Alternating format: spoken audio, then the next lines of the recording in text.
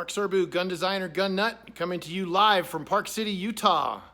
Live? Who am I kidding? I don't have a film crew following me around. Check out this view though, huh? So yeah, I was out there skiing my butt off and enjoying the views, but I was also doing a little bit of this. It's a rifling machine. Yeah, I know. Who designs a rifling machine on a ski trip? Mark Serbu, gun designer, gun nut. That's who. It's pretty steep, but I can handle it. I'm a professional. Not really. Well, I am, just not at skiing.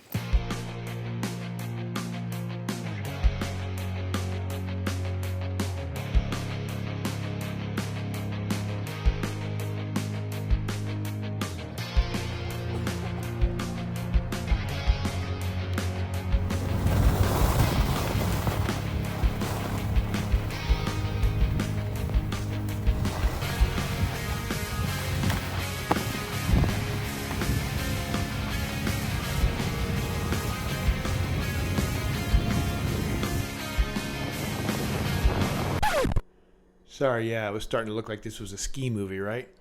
It's not, but it is a little bit of a travel movie because not too long after I got back from skiing, I had to head back out of town again, this time to Connecticut.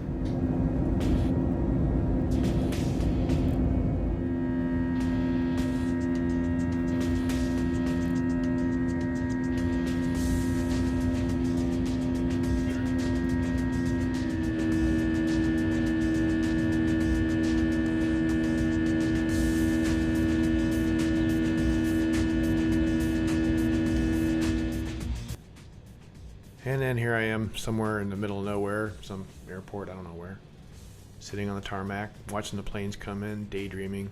You ever daydream watching the planes come in? Hopefully your daydreams are different than mine.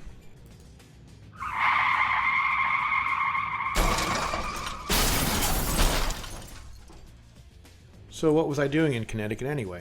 Well, I had a couple things I had to do. One thing was I had to visit Kiss Butt. Okay, this is really weird, but there's this doll that my grandmother had ever since I can remember. I was a little kid. When my family would come visit, my brother and I would kick this thing down the stairs. My grandmother would always hide it, but we would always find it, and we would repeatedly kick it down the stairs and punch it, and we hated it. So my grandmother died many years ago, and my cousin ended up with it, so I had to go up there and beat the crap out of Kiss Butt. There you go. All right, this has been a long time in coming. Get out of here. Get. I'm gonna take your raw again, kiss back. Okay, here we go. No, don't go after Kiss Butt. No, that's not something for you to retrieve. What was that for? You're looking angry.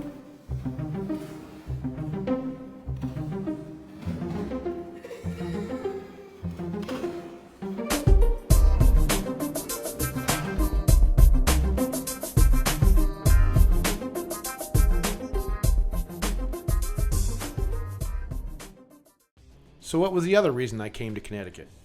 Oh yeah, rifling buttons. And what we're looking at here is the first rifling button I ever made. I just kind of figured what a rifling button should look like and what the dimensions needed to be to do what it needed to do, but like a dummy, I didn't even Google what a rifling button was. I should have at least gotten a look at a professional one because there are definitely a few glaring errors on this one. First and foremost is that constant diameter where the grooves are cut. Any normal professional rifling button, the diameter tapers out to the major diameter and then it tapers right back down again, kind of like anything that's aerodynamic or hydrodynamic. So as you can see on this professionally made button, there's a very gradual taper just past the pilot, which is that silver cylinder, and that's what gets inserted into the bore first. Anyway, you can see a very gradual taper, then it goes out to the major diameter, and then it very quickly tapers back down again.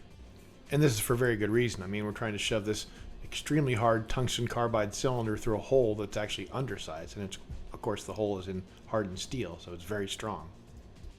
And of course, once we've opened the bore up to the diameter of the tool here, of the rifling button, it kind of wants to spring back. Steel does spring back, not much, not even a couple thousandths, but the point is once you've gone past the major diameter or the groove diameter part of the rifling button, then it can taper off quickly because you're not trying to wedge open the hole again on the way out.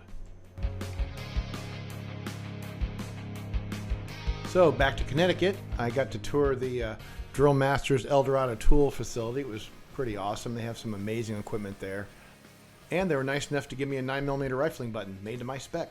I wasn't able to tour the Danjon facility, but they were nice enough to give me a button as well. I really appreciate both these companies. Thanks, guys.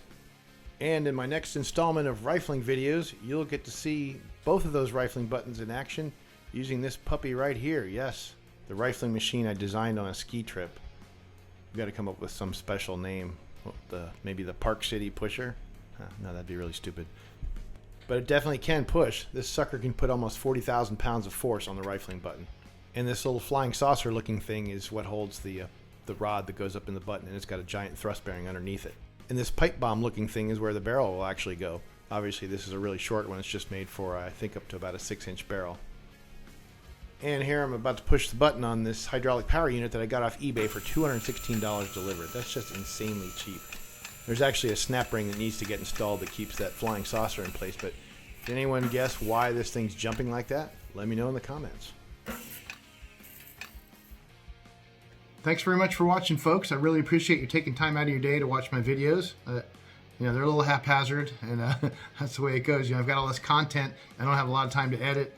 And, you know, these poor people, they gave me these rifling buttons, and they're probably thinking, what the hell, like I just steal these things from us or what? But so this lets them know that, yes, I'm working on it. It's going to be out there, and hopefully we'll have the final version soon where you get to see those things in action. It should be pretty cool. I can't wait to get my new machine going and see what it can do. That thing is powerful. Have a good one. Thank you.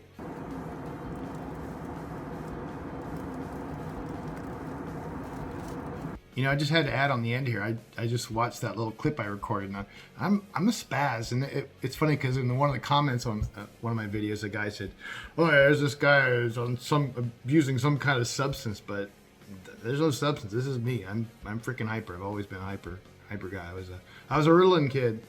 You know, they called us hyperactive back then, but obviously I just had a lot going on in here. You know what I mean? Anyway, that's it. See you.